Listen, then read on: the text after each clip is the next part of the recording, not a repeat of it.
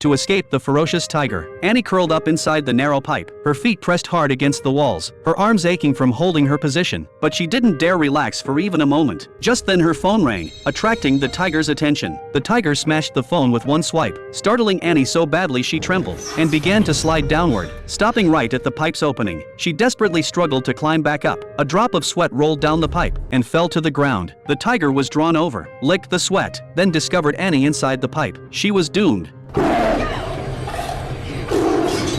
In this life-or-death moment, Annie summoned incredible strength, inching upward bit by bit, finally managing to climb out of the pipe and into a room. Annie had no time to rest. She tried opening a window to escape, only to find it boarded up. Even with all her strength, she couldn't push it open. Annie cracked open a door to peek outside, confirmed the tiger hadn't come upstairs, quickly crossed the hallway, and ran to the back door. But when Annie pulled it open, more heavy wooden boards blocked her way. This house had become Annie's coffin. Annie used all her strength to slam and kick the boards, but the door didn't budge an inch. The noise quickly attracted the tiger. Annie had to hide back in the room, spraying perfume all around, then hiding with her brother under the bed. The tiger broke through the door, but thanks to the perfume's interference, it couldn't smell the siblings. The tiger stepped onto the bed. The mattress sagged down, nearly touching Annie's face, but a second later, the mattress straightened again, and the tiger was gone. Annie became even more terrified, constantly looking around. Had the tiger left? When Annie turned her head, she found the tiger staring directly at her. Annie was horrified.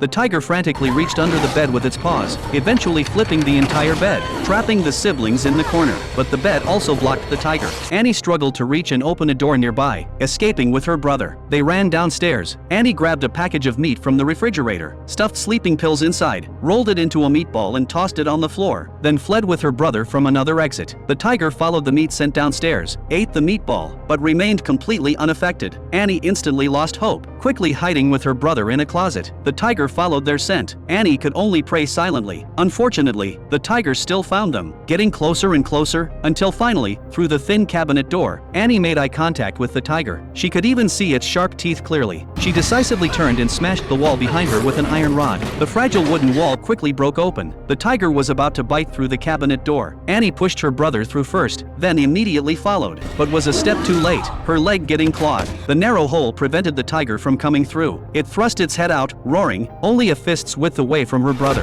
Annie struck the tiger's head hard with the iron rod. While the tiger turned away, she escaped with her brother. They reached the study. Annie blocked the doorway with a desk, then tore a t-shirt to bandage her wound, and told her brother to search for useful supplies. Eventually they found a revolver in a drawer, plus 4 bullets. Annie would have to use the gun to get them out alive. Annie hid in the corner of the living room. The tiger slowly approached behind her.